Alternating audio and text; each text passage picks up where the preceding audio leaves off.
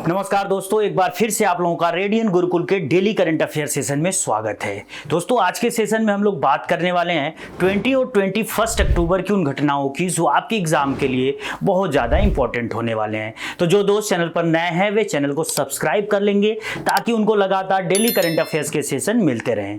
दोस्तों, हम लोगों के सेशन की जो सबसे खास बात होती है कि हम लोग यहाँ पर उन्हीं न्यूज़ को कवर करते हैं जिनके चांसेस एग्जाम में आने के सबसे ज़्यादा होते हैं। तो चलिए दोस्तों, आज के सेशन को शुरू करते हैं और आज के सेशन का पहला और मोस्ट इंपॉर्टेंट 100% पेपर में पूछा जाएगा ये क्वेश्चन है, which country has won the T20 women's cricket world cup 2024 in October 2024।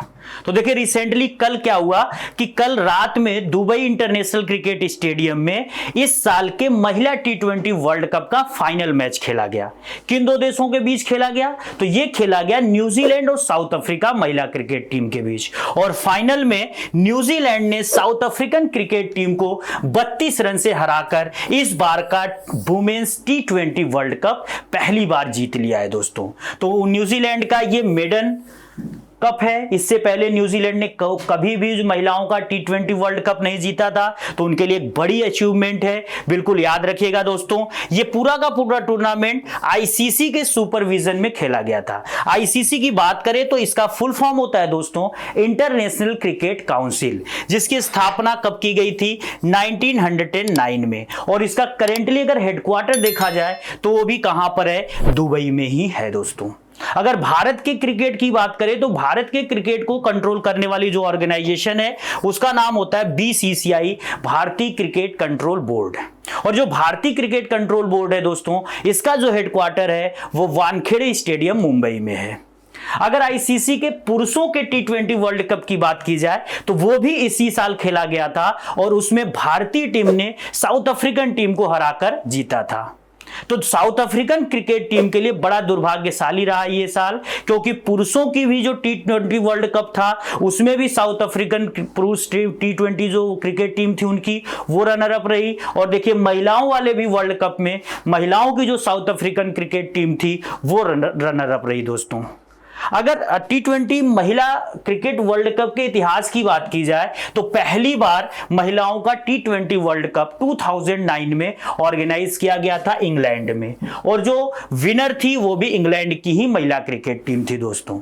Recently इसका 2023 में वर्जन खेला गया जिसको ऑस्ट्रेलिया ने जीता था, और ये पूरा का पूरा जो टूर्नामेंट था साउथ अफ्रीका में ऑर्गेनाइज किया गया था, वहां पर भी साउथ अफ्रीका रनर अप रही दोस्तों। और अगर 2024 यानी कि जिसकी हम लोग बात कर रहे हैं, जो आपसे एग्जाम में पूछा जाएगा, इस बार का पूरा टूर्नामेंट वैसे तो बांग्लादेश में होना था, लेकिन बांग्लादेश की पॉलिटिकल अनस्टेबिलिटी के कारण इसको शिफ्ट करके यूएई नामक देश में कराया गया।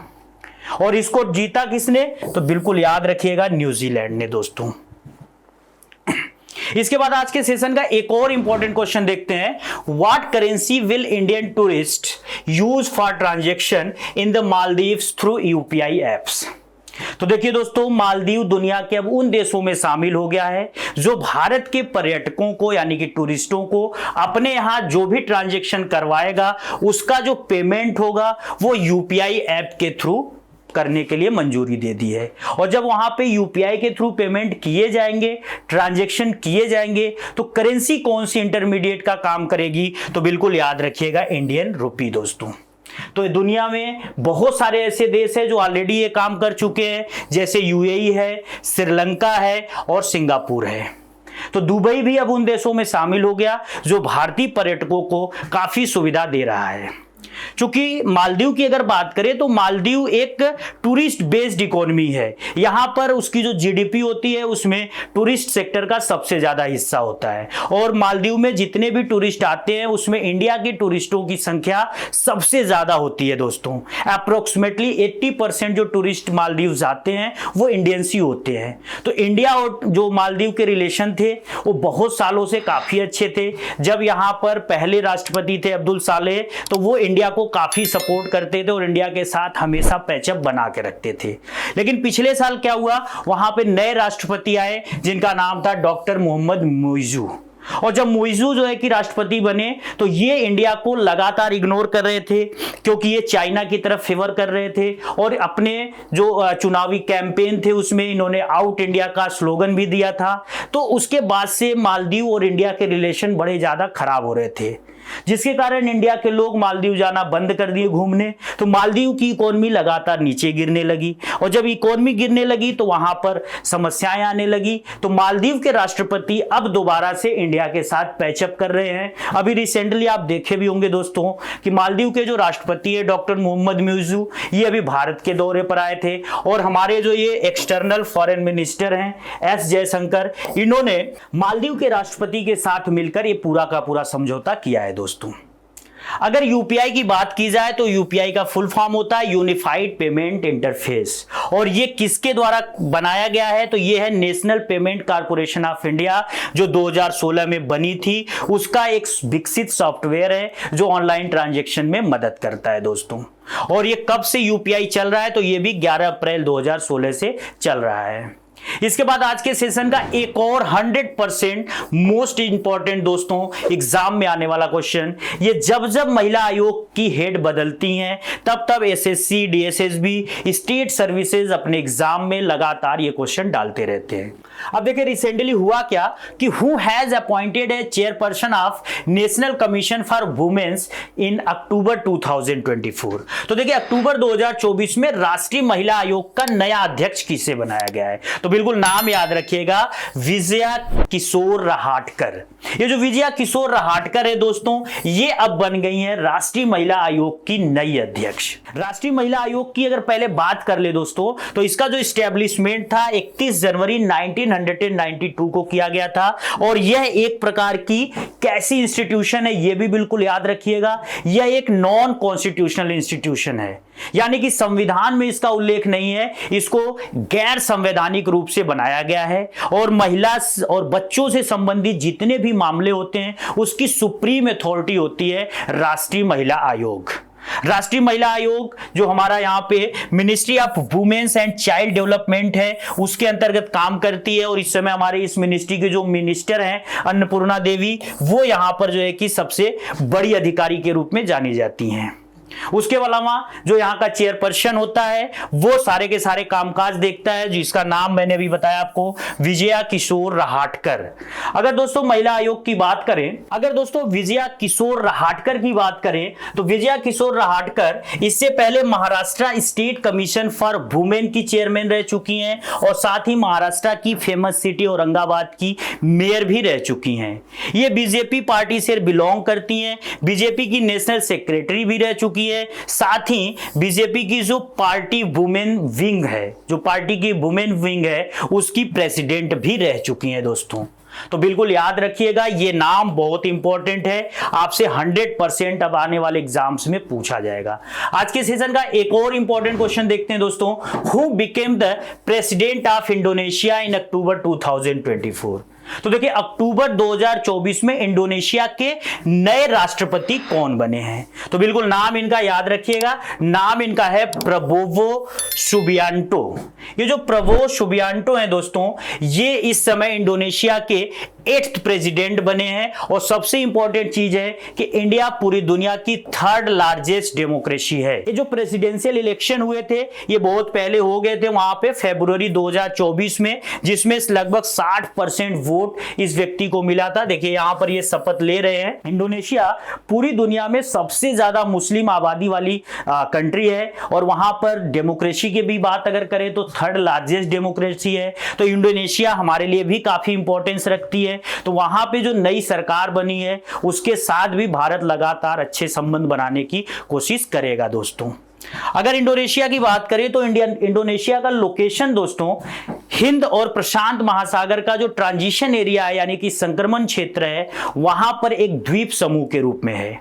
इंडोनेशिया पूरी दुनिया का सबसे बड़ा द्वीप समूह वाला देश है दोस्तों। यहां पर आप ये लगा लो अप्रोक्सीमेटली लगभग 5000 के आसपास आइलैंड्स पाए जाते हैं। तो लगभग 5000 द्वीपों के साथ इंडोनेशिया दुनिया का सबसे बड़ा द्वीपीय समूह वाला देश है दोस्तों। आज के सेशन का बिल्कुल लास्ट क्वेश्चन है दोस्तों। Union government on 21 October 2016 launch the regional air connectivity scheme उड़ान।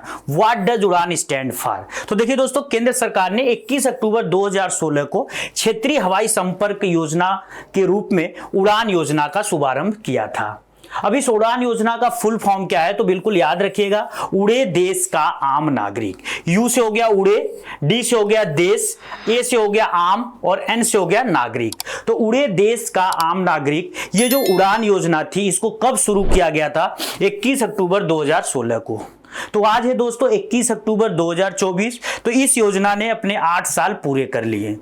इसी संदर्भ में यह योजना न्यूज में चल रही है। आपसे आने वाले जितने भी एग्जाम्स हैं वहां पर उड़ान स्कीम से पक्का क्वेश्चन पूछा जाएगा, क्योंकि पिछले सालों में भी देखा गया है उड़ान स्कीम से लगातार कॉम्पिटिटिव एग्जाम्स में क्वेश्चन आते रहे हैं। मोदी जी ने कल अनाउंस किया कि उड़ान स्कीम ने इंडिया के एविएशन सेक्टर को बिल्कुल ट्रांसफॉर्म कर दिया है, यानी कि बदल दिया है।